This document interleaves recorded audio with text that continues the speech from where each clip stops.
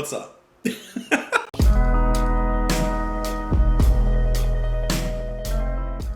What is going on, everybody? Welcome back to the channel. I hope that you're having a fabulous day. Thank you as always for being here.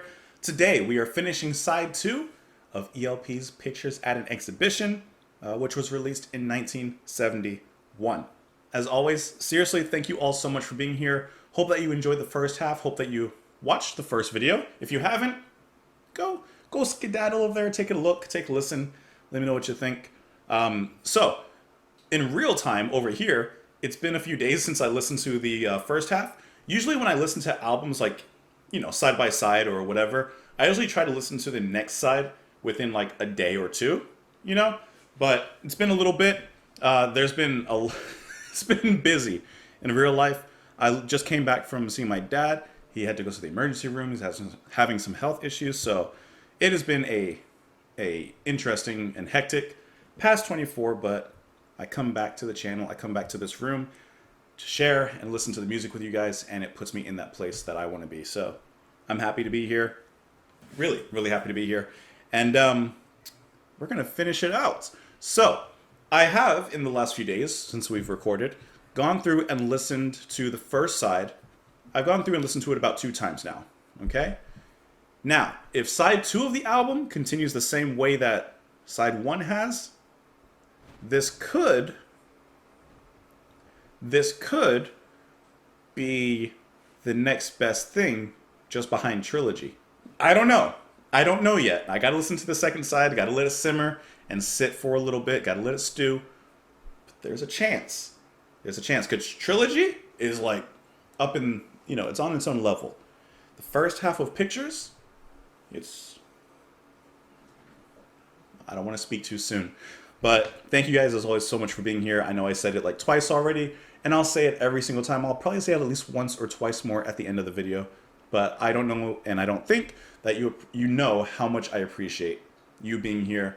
In a sense, keeping me company. Even though it's not physically, but you guys keep me company, and I hope that I keep you in good company as well. All right, I've done talking. We're done. Let's get into the music. We'll talk a little bit after. We're going to listen to side 2, which starts with Promenade, once again. Goes through a lot of Baba Yaga, Great Gates of Kiev, and then Nut Rocker. That sounds fun. This is ELP with Pictures at an Exhibition, side 2.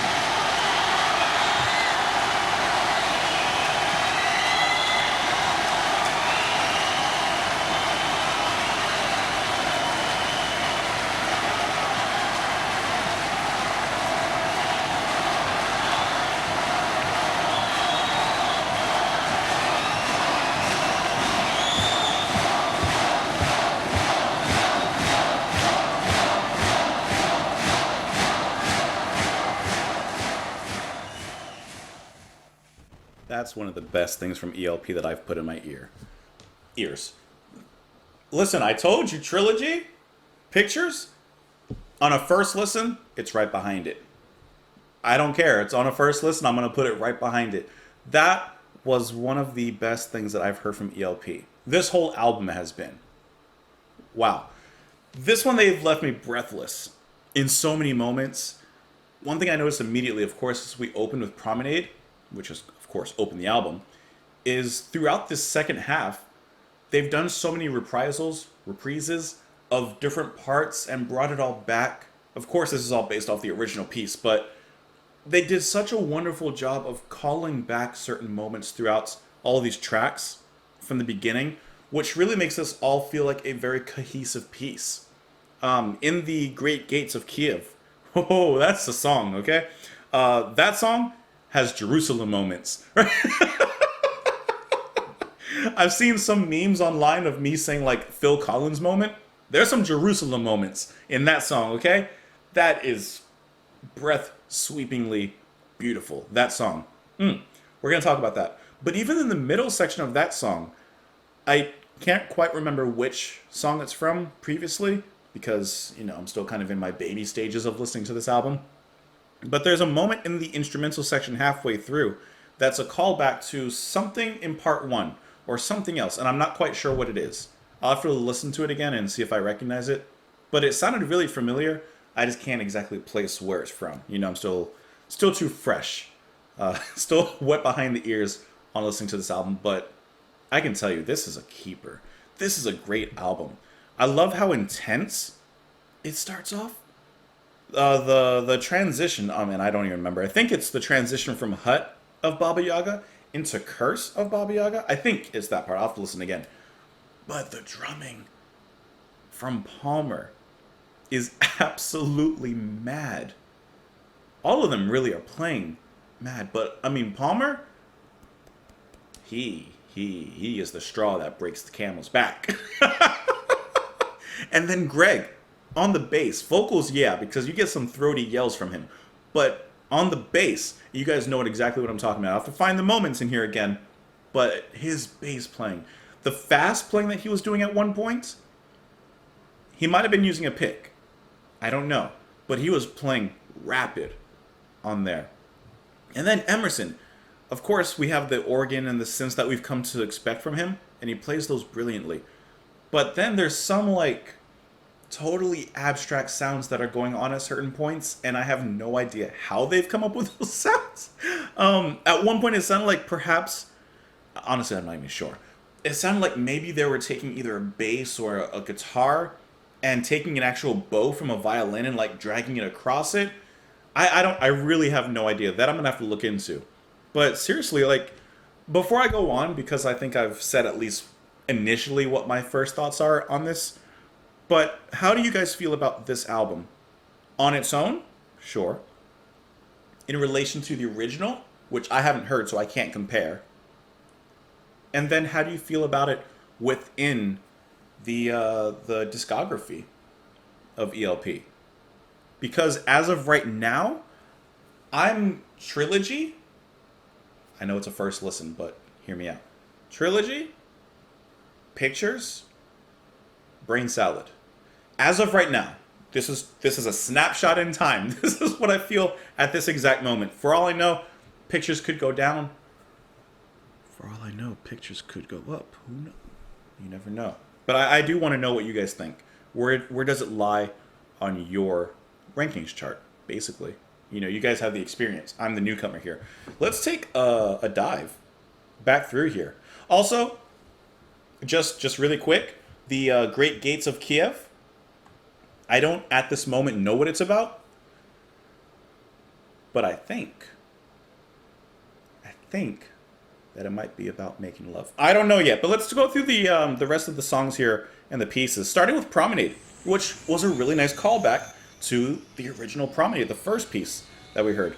Except this time, let me pull it up a little bit further, we're accompanied by a lot more mad drive by Palmer especially. And the energy is definitely dialed up in this particular part.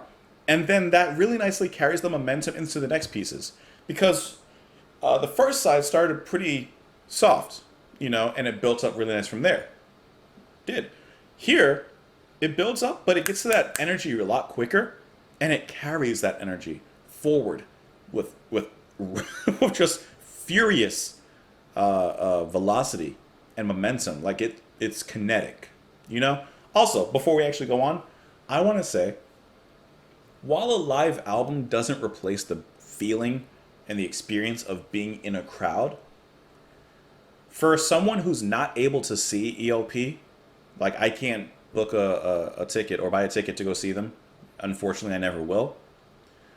But to have a snapshot in time of the music and the crowd and just how voracious they are in certain moments, I legitimately felt that same energy like near the end. Like I knew there was one song left. I knew Nut Rocker was coming up. But in my mind, because they ended it like a concert, and I'm thinking in my mind, encore, encore, right? Like even during the video, like that's what I was mouthing. And they brought it back. So it's just really nice to have live albums like this for someone like me who's not going to be able to ever see the band live, and to at least have some, experience listening to the band in a live setting.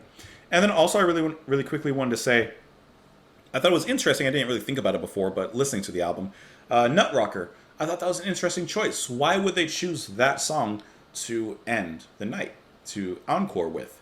And this was released in November of 1971.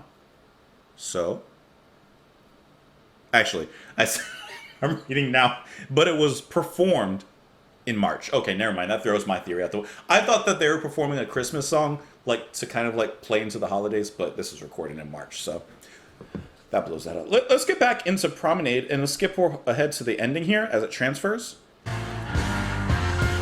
That is such big energy that they're waving around here. Just swinging it, right? But listen to this. Sinister. That devilish organ there. And that bass intersection from Greg. And come on, listen, from right there, the intensity is the surface of the sun. Is the surface of the sun hotter or is it the inside? I don't know. But whatever the hottest part of the sun is, that's where they're playing right now, right? It's like the end of Invincible. Sorry for spoilers. But like, you can feel the heat coming off of the band here, and it just grows more intense, which is the craziest thing.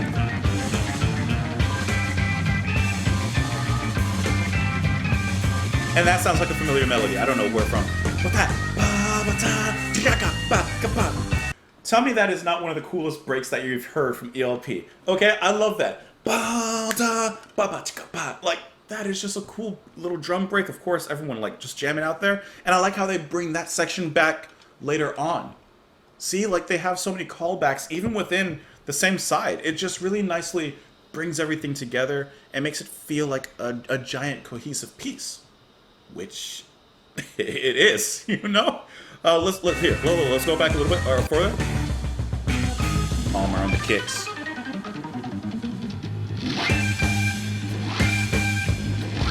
To me, this stuns and amazes. And I think that's why I kind of went off on that small tangent regarding the live feeling. Because I know for me, especially as a first listener, this is mind-blowing. Listening to ELP doing this, right? Like, I've heard a pretty decent bit of ELP at this point, and yet at the same time, they are still mind-blowing. I have never felt myself growing bored listening to them. I've never felt like, oh, they're just doing this again or whatever. I don't feel that way. There's something different. I don't know quite what it is, but there's something a lot different in listening to ELP doing their thing here than like a modern progressive rock or metal band. And I'm not generalizing all modern bands, but let me just use what I know. Let's just take Dream Theater, for example. In a lot of the solos and stuff like that, it comes across heartless, cold, and unfeeling, and just kind of like, okay, whatever. Like, I don't care. But there's something about ELP that, in some respects, they do the same thing. But I care. Like, there's something different about it. I don't know what that is. I don't know yet. Maybe I need more time to find out. Maybe you guys know what I'm talking about, and maybe you'll be able to better put that into words. But listen to the transition. Also moving to the next piece right here. Into Curse of Baba Yaga.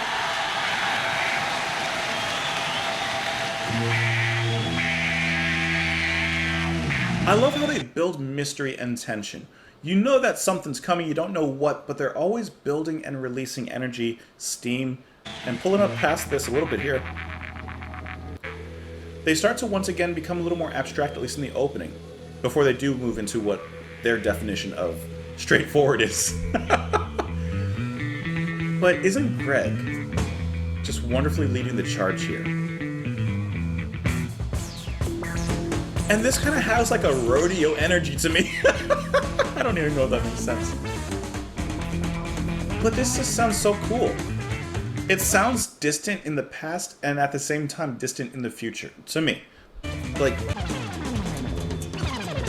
dated, but not out of fashion. Fashionably late. That deep fuzz. And see, they bring back this moment, right?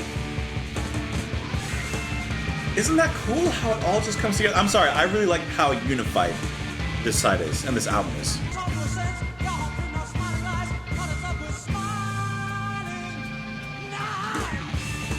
Do you hear how tirelessly everyone played in that section? Not only with Greg having to keep up, keep up with the pacing of the band, but Emerson, fast, right? Palmer, like just keeping up on that kick. The delivery of it. And then breaking back into the, yeah. Well, like, I love how you can hear the bass coming through here. In my opinion, I don't know how you guys feel, but I think production is also really, really good. But like, what in tarnation are we doing? Hold on. Let's move back into HUD. Listen to the. Hold on. It's coming. Tell me that's not the craziest transition. I don't even know what Palmer is doing, but he's doing. He's doing a lot.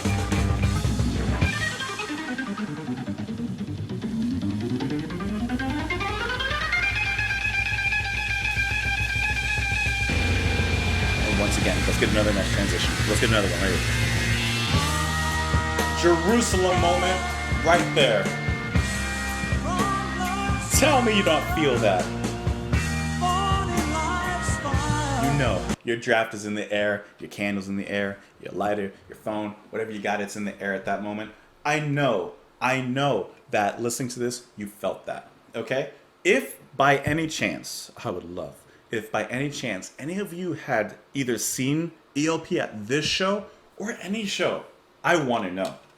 I want to know the euphoria you felt if you heard a song like this, or Jerusalem, or any of their songs that just give you that euphoric moment. There's something special about it. There is absolutely something special about it. That's brilliant.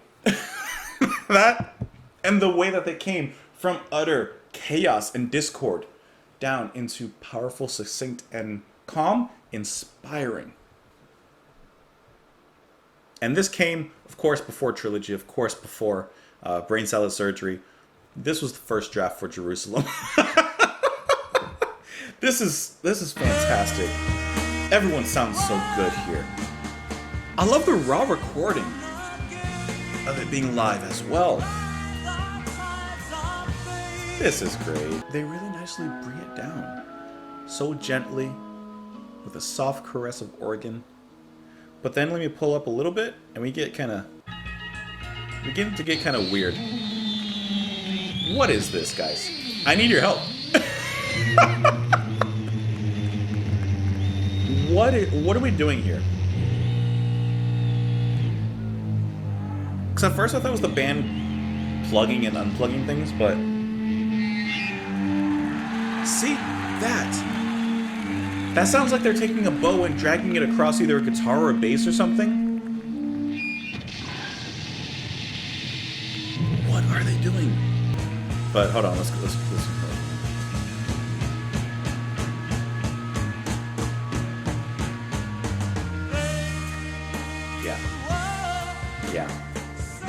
Yeah, sing it, brother. You got it. You got it from here on. And the thrill of the crowd cheering at the end. The exact same as me. Encore, right? And then he comes out and says, want some more music? Or something like that. He says, like, want us to play some more? Yeah, he wants some. Absolutely. Still hungry. And then we get into Nut Rocker, which is a nice replaying of some holiday classics. Hold on. Nice build-up. Really nice build-up. And then... Come on! And then we get a little Palmer solo as well. This is the perfect encore. Fun, catchy, a crowd pleaser. You can't do better. This was genuinely fantastic. I am more thrilled to listen to this than I think that you think. This is just a great listen. And once again, thank you so much for sending the record over, sending the CD over. This was great. We're going to talk about the lyrics as well as soon as I can get this back. Hold on. As soon as I can get this back on, we're going to talk about the lyrics. Hold on. Okay, there we go. The Curse of Baba Yaga. Okay. And I think Baba Yaga is a mythological creature. I think Russian. To be honest, I don't really know. Let's see. Baba Yaga is a supernatural being who appears as deformed or ferocious-looking old woman. Slavic culture. I'm sorry, not Russian. Baba Yaga lived in a hut usually described as standing on chicken legs. Tasty. Alright, let's get into the lyrics here. Doubles faces, dark defense. Talk too loud, but talk no sense. Yeah, I see those smiling eyes. Butter us up with smiling lies. No, I couldn't read. Talk to creatures, raise the dead. Fate you know sure got fed. Trained apart from houses of stone. Hour of horses. Pick the bone. So this may be their retelling of the mythological creature of Baba Yaga. I would imagine. I mean, seems so. Now I'm curious. Just based on the lyrics, it seems that maybe she, deceives people. She says, butter us up with smiling lies. Yeah, I see those smiling eyes. But then it talks about, raising the dead and fate, sure got fed. So a lot of people died. Fate got fed in a sense. That's a nice little lyric actually right there. Let's see. Baba Yaga may help or hinder those that encounter her or seek her out.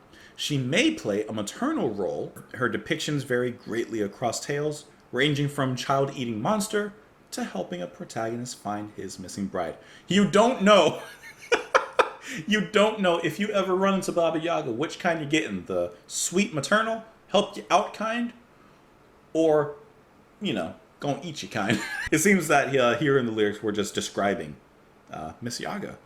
And then let's get into the next lyrics, which are at the great gates of Kiev, which, like I said, I think it's about making love. Come forth from love's pyre, born in life's fire. Come forth from love's fire, in the burning, all the yearning, or our yearning, for life to be. And in pain there will be gain, blast of new life. Stirring in salty dreams, and dark hidden seams, where the fossil sun gleams. They were sent from the gates, ride the tides of fate. They were sent from the gates in the burning, all our yearning for life to be. I still think it's about at the end, there's no end to my life, no beginnings to my death. Death is life. Maybe that's the Freudian in me, but that's, when I read it, that's just where my mind went. Guys and gals, young and old, friend and foe, there are no foes. You're all friends. I thank you all seriously so much for being here, for watching the video. I told you I was going to say it at least one more time. For getting us, hold on, let me move this, to 18K. Hold on, I got less room here than I think. For getting us to 18K, this is all you guys. So seriously, thank you so much. I appreciate you more than you may know. And man, I wish I had a little bit more to say, but you guys leave me speechless. So hope that you enjoyed the video. Of course, if you did, you can press the like button. You can share the video if you'd like. You guys know what to do at this point. If you've watched till this far in the video, thank you. Let me know your favorite side, your favorite track, your like everything. Let me know. Don't forget, let me know your ranking of this album in comparison to their others, because I felt this was pretty good. You can support the channel on Patreon if you'd like to do that as well. It does help a great deal. But thank you for being here with me on this journey, on this thing that we do, on this crazy site called YouTube. And I hope that you have a great night, a fantastic day, and a beautiful morning. I'll see you tomorrow. Bye.